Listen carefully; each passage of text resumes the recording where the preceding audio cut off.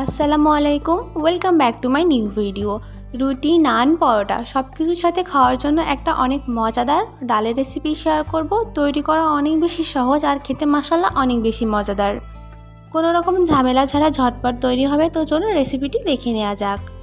এর জন্য এখানে নিয়েছি 1 কাপ পরিমাণ ছোলার ডাল। আপনারা আপনাদের পছন্দ মতো পরিমাণ এখানে ব্যবহার করতে পারেন। ডালটাকে আমি 2 থেকে 3 ঘন্টার মতো ভিজিয়ে রেখেছিলাম, এতে করে সেদ্ধটা তাড়াতাড়ি হয়ে যাবে। এখন একটা প্যানের মধ্যে সম্পূর্ণ ডালটা পরিষ্কার পানিতে ধুয়ে নিয়েছি, সেটা দিয়ে দিব। সাথে দিব 2.5 কাপ পরিমাণ পানি,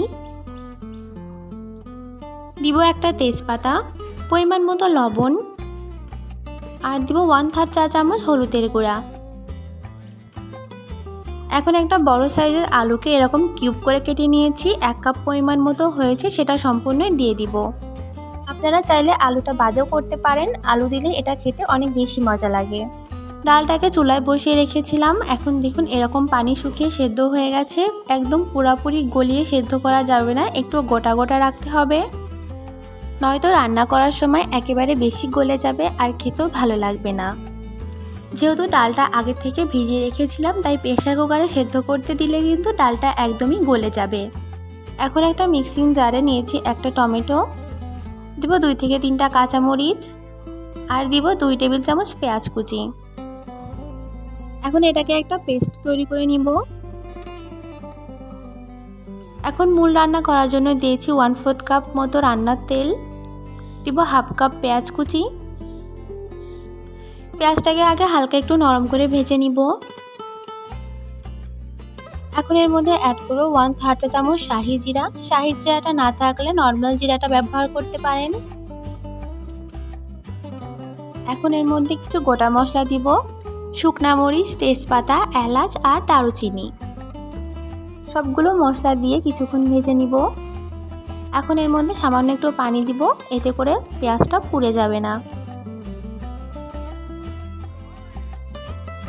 এখন অ্যাড করব 1 টেবিল চামচ আদা রসুন বাটা, পরিমাণ মতো লবণ, 1/2 চা চামচ হলুদের গুঁড়া, 1 চা চামচ লাল মরিচের গুঁড়া, 1 চা চামচ দিব ধনিয়া গুঁড়া, 1/2 চা চামচ দিব ভাজা জিরা গুঁড়া।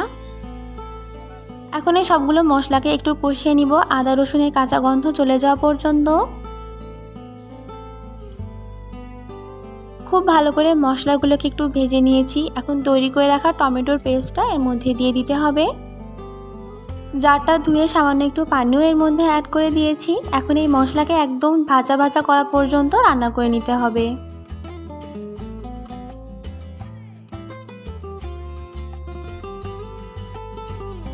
মশলাটা যখন এরকম ভাজা ভাজা হয়ে যাবে, এই পর্যায়ে সেদ্ধ করে রাখা ডালটা এর মধ্যে দিয়ে দিব। এখন ডাল আর মশলাটাকে খুব ভালো করে এর মধ্যে মিশিয়ে নিব।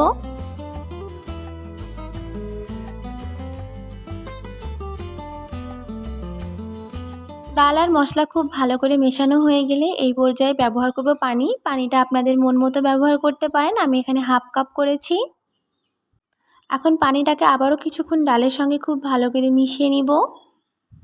এই অবস্থায় চুলার আঁচটা কিন্তু মিডিয়ামে রাখতে হবে। এখন দিব 1/2 চা চামচ গরম মশলা গুঁড়া। গরম মশলার গুঁড়াটা খুব ভালো করে মিশিয়ে নিব। এই অবস্থায় কিন্তু ডালটা রান্না হচ্ছে। ডালটাকে 2-3 মিনিট রান্না করার পর এখন এর মধ্যে দিব ধনিয়া পাতা কুচি, দিব কিছু কাঁচামরিচ। এখানে 2 থেকে 3টা কাঁচামরিচ আমি মাঝখান থেকে ভেঙে এর মধ্যে দিয়ে দিয়েছি। ধনিয়া পাতা আর কাঁচামরিচটাকে খুব ভালো করে ডালের সঙ্গে মিশিয়ে নিয়েছি। এখন এর মধ্যে দিব 1 চা চামচ ঘি, এতে করে ডালটা খেতে অনেক বেশি ফ্লেভারফুল লাগবে। ঘিটা পুরোপুরি গলে গেলে আমাদের ডালটা তৈরি হয়ে যাবে। নিজের পছন্দ মতো ঘনত্বে ডালটা চুলা থেকে নামিয়ে নিব। এই ডাল মশলাটা খেতে যে কতটা দুর্দান্ত হয়েছে তা না তৈরি করলে বুঝতে পারবেন না। রুটি, পরোটা, ভাত, নান, রুটি সব কিছুর সঙ্গে খেতে এটা অনেক বেশি মজা লাগে। এই পর্যায়ে একটু পেঁয়াজের বেরেস্তা আর ফ্রেশ ধনিয়া পাতা দিব, এতে করে ডালটার ফ্লেভার আরও বেশি বেশি মজা হবে। আশা করি আমার আজকের এই ভিডিওটি আপনাদের কাছে ভালো লেগেছে। দেখা হবে নতুন আরেকটি ভিডিওতে ইনশাআল্লাহ। আল্লাহ হাফেজ।